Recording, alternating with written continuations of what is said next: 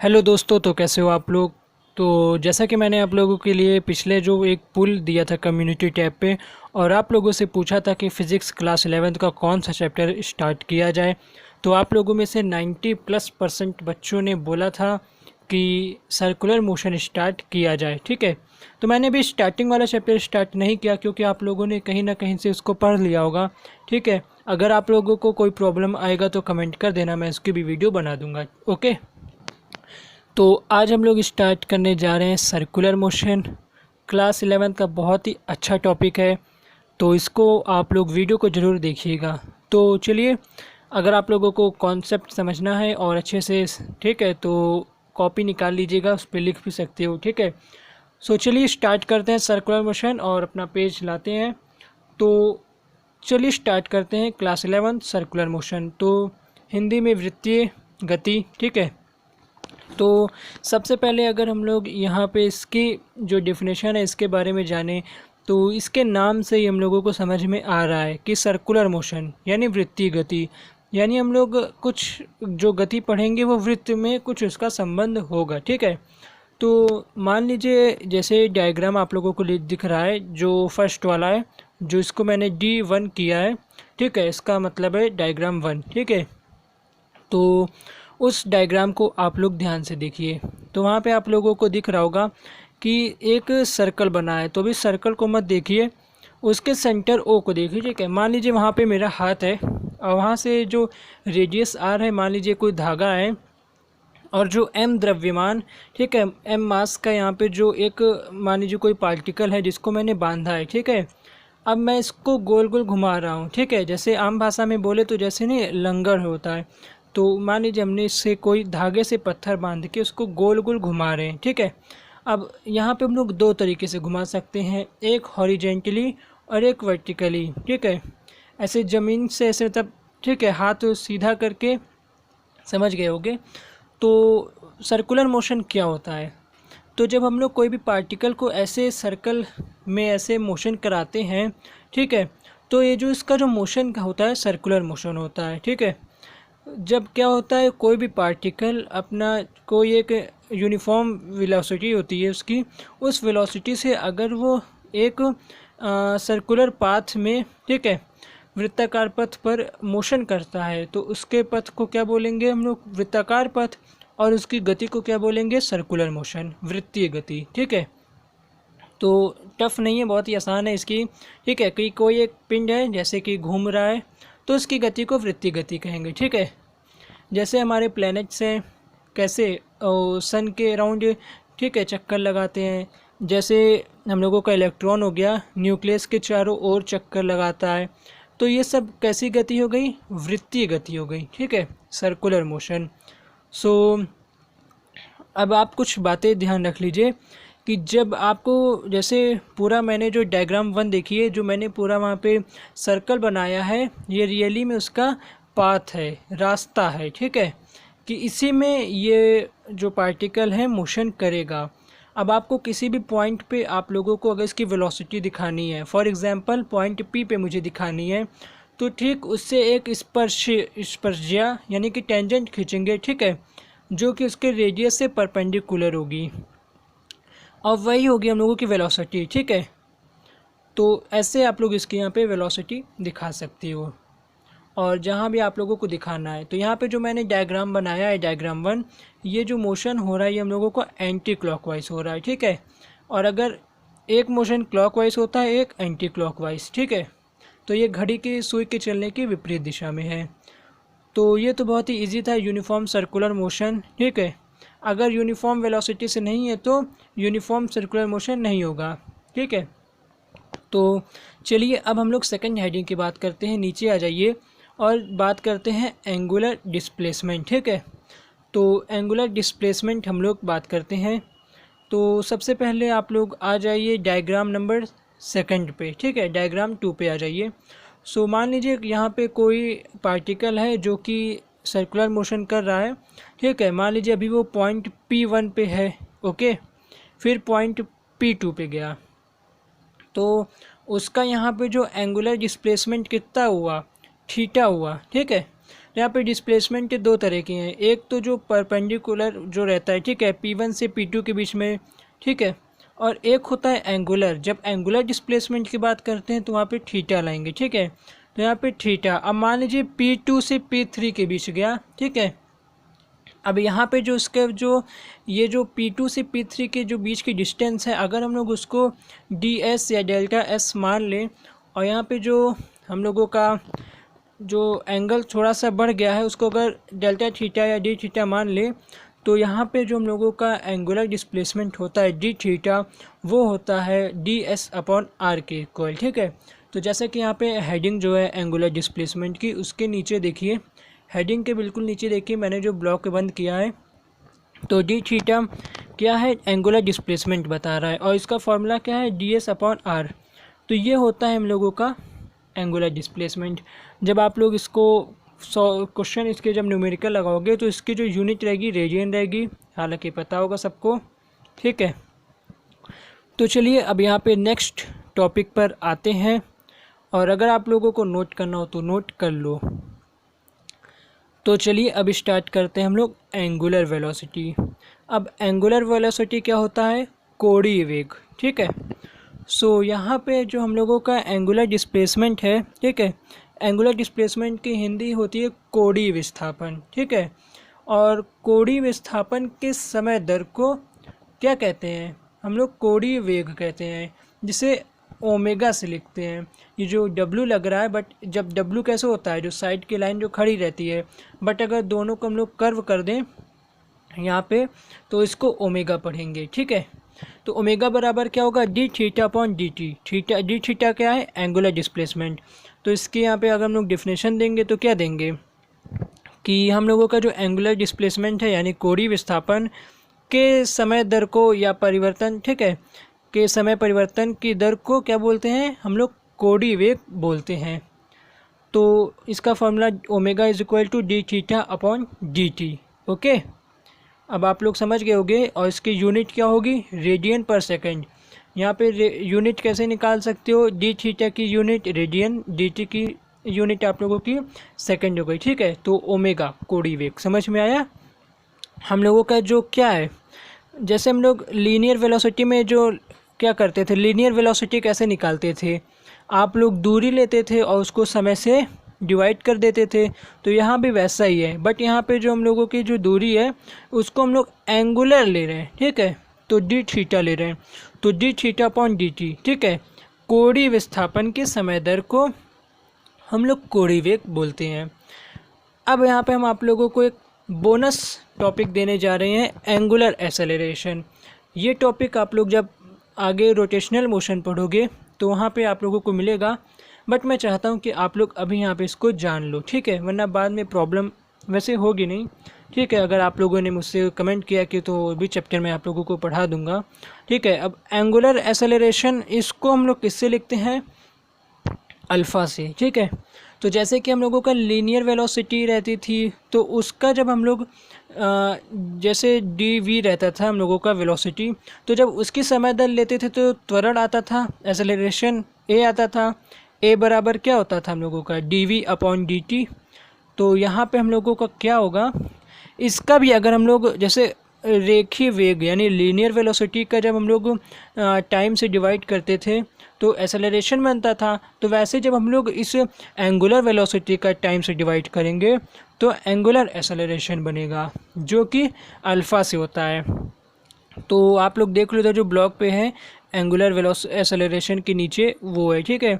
और फिर जो सेकंड ब्लॉक पे और के बाद लिखा है alpha is equal to d two theta upon d t square, ये कैसे आया, ठीक है, बता देता हूँ। तो यहाँ पे जो डी ओमेगा है, तो डी ओमेगा की जगह पे D theta upon d T रखा गया है, ठीक है।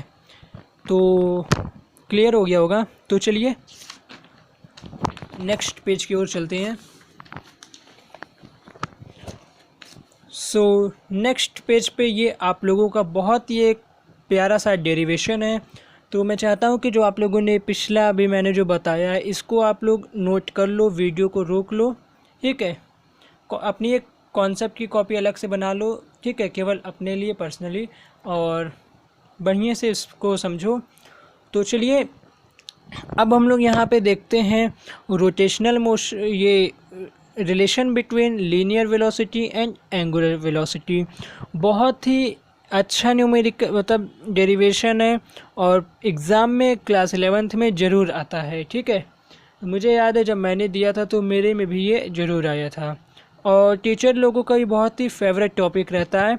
तो चलिए अब हम लोग देखते हैं linear velocity and angular velocity में क्या होता है रिलेशन। तो सबसे पहले डायग्राम 3 में आ जाइए आप लोग। तो यहाँ पे मान लीजिए कोई पार्टिकल है जो कि सर्कुलर मोशन कर रहा है।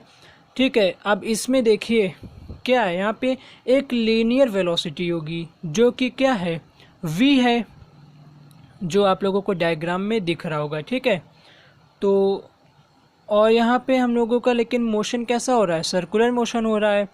तो यहाँ पे हम लोगों का एंगुलर वेलोसिटी भी आएगी। ठीक है, मतलब ये जो पार्टिकल है जो मोशन कर रहा है इसके पास एक नहीं दो वेलोसिटी है।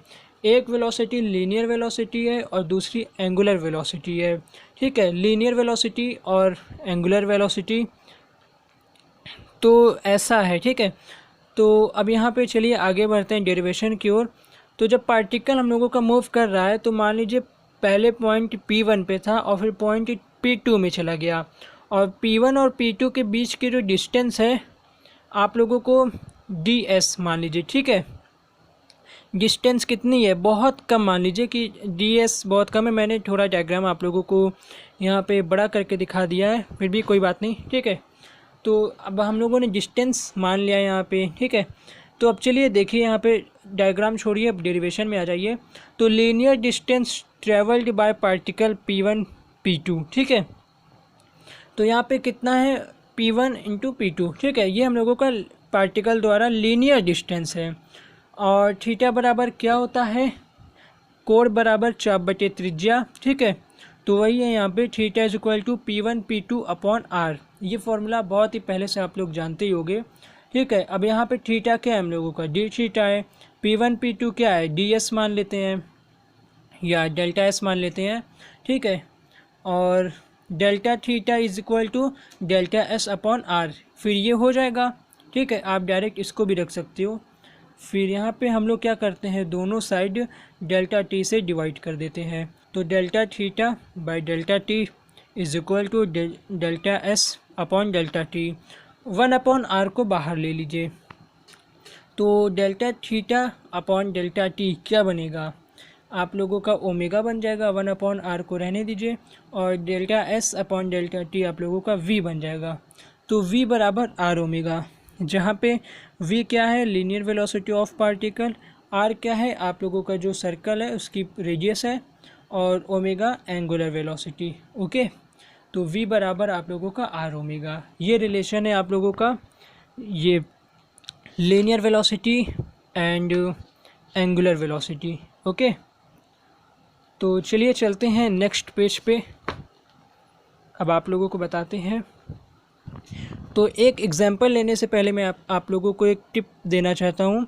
ये टिप्स ये है कि आप लोग अगर डेल्टा डी में कंफ्यूज हो रहे हो तो इसका मतलब आप लोग यहाँ साइड में समझ लो। ठीक है, तो देखो साइड में आप लोगों को मैं बता देता हूँ।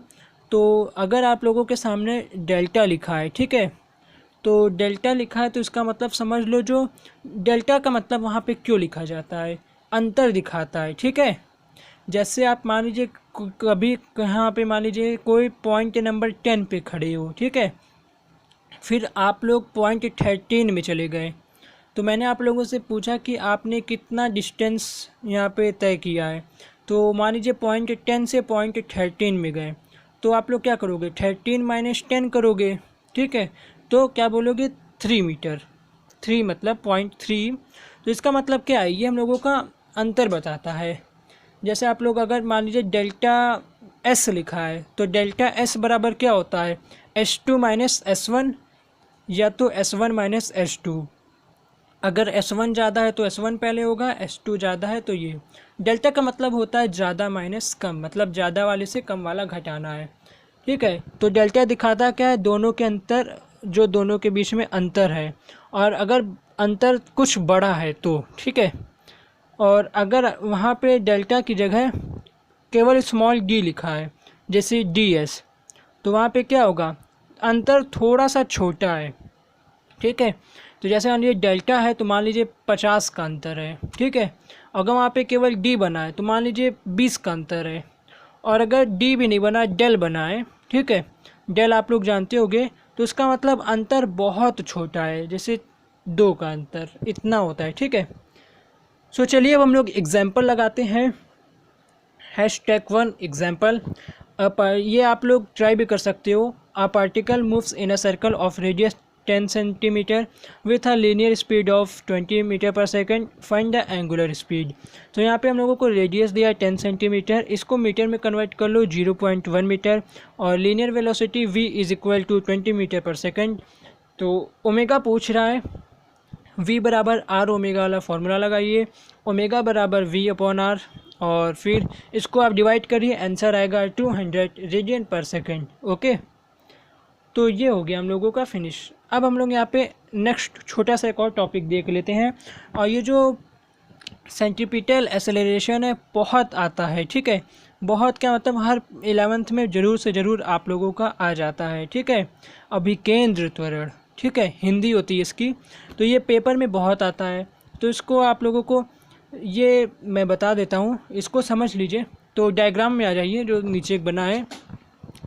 तो मान लीजिए कोई पार्टिकल है, ठीक है, यहाँ पे सर्कुलर मोशन में कर रहा है, तो सर्कुलर मोशन कर रहा है, तो यहाँ पे क्या होगा, उस जो पार्टिकल है उस पे एक एक्सेलरेशन कार्य करता है। ओके, एक्सेलरेशन कार्य करता है जिसकी जो दिशा होती है हमेशा केंद्र की ओर होती है, ठीक है। इसकी जो दिशा है सेंटर की ओर होती है, तो इसे बोलते हैं सेंट्रीपिटल एक्सेलरेशन। नहीं समझे, फिर समझ लो।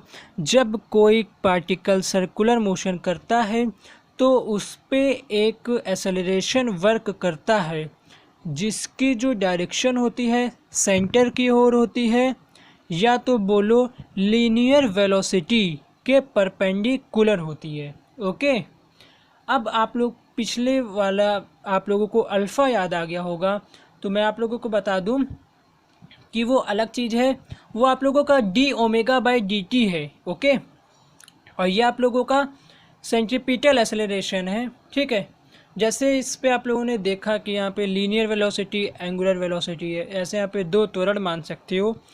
तो कई लोग बच्चे लोग यहाँ पे पूछते हैं कि सर यहाँ पे बताइए कि अगर मान लीजिए यूनिफॉर्म सर्कुलर मोशन है तो यहाँ पे एक्सेलरेशन क्यों आ जाता है, ठीक है, एक्सेलरेशन क्यों आता है अगर वेलोसिटी चेंज हो रही हो। बट आप लोगों को पता होगा एक्सेलरेशन 2 तरह से आता है, एक आता है जब आप लोगों की वेलोसिटी चेंज हो या डायरेक्शन चेंज हो। तो अगर यूनिफॉर्म सर्कुलर मोशन है तो आप लोगों का जो एक्सेलरेशन है वो वेलोसिटी चेंज के कारण तो नहीं आ सकता। बट आप लोग देख रहे हैं जब पॉइंट हर जगह मूव कर रहा है तो वहाँ पे उसकी जो लीनियर वेलोसिटी की जो डायरेक्शन है वो हर जगह चेंज हो रही, हर पॉइंट पे। जैसे मैंने आप लोगों को डायग्राम फर्स्ट दिखाया था, तो वहाँ पे आप लोग देखिए, ठीक है, डायग्राम फर्स्ट पे आप लोग जाइए, वहाँ पे आप लोगों को 4 एरो दिख रहे होंगे, ठीक है। तो वहाँ पे पॉइंट जब पी पे था तो उसकी लीनियर वेलोसिटी जो थी वो ऊपर की ओर थी, फिर बाद में आप देखेंगे लेफ़्ट की ओर, फिर डाउनवर्ड, फिर राइट की ओर, वापस ऐसे ऐसे हर पॉइंट पर देख सकते हो आप लोग उसकी डायरेक्शन चेंज हो रही है, इसीलिए आप लोगों का वहाँ पे एक्सेलरेशन आ रहा है, ठीक है। ऐसी कोई बात नहीं है कि ये हम लोग ज़बरदस्ती ला रहे हैं, ठीक है। तो यही रहा आज की वीडियो में, सर्कुलर मोशन के बारे में आप लोगों को मैंने बताया है। तो ये वीडियो में मैं पहले आप लोगों का रिस्पांस देखना चाहूँगा, अगर आप लोगों का रिस्पांस अच्छा रहा तो आगे भी वीडियो आएंगी, ठीक है। तो आप लोगों को अगर आगे का वीडियो चाहिए तो आप लोग जल्दी से जल्दी इस वीडियो को लाइक करिए, कमेंट करिए, ठीक है। और फिर अब आगे जो जो टॉपिक्स हैं मैं अभी नहीं बताऊंगा, आप लोगों को नेक्स्ट वीडियो में बताऊंगा। अच्छा, हिंट दे देता हूं कि डेरिवेशन है a=v²/r, जो हम लोगों ने सेंट्रीपिटल एक्सेलरेशन की बात किया है, इसका फॉर्मूला यहाँ पे डेरिवेट करेंगे। बहुत ही इंटरेस्टिंग चैप्टर है, ठीक है। सो बने रहिएगा हमारे चैनल के साथ। अभी तक आप लोगों ने बहुत ही ज़्यादा सपोर्ट दिखाया है, और जैसा कि पूल में आप लोगों ने बोला था तो मैंने वही चैप्टर लेके आया है। तो बिल्कुल लाइक करना बिल्कुल भी मत भूलिएगा। तो मैं मिलता हूँ आप लोगों से नेक्स्ट वीडियो में, तब तक के लिए बाय।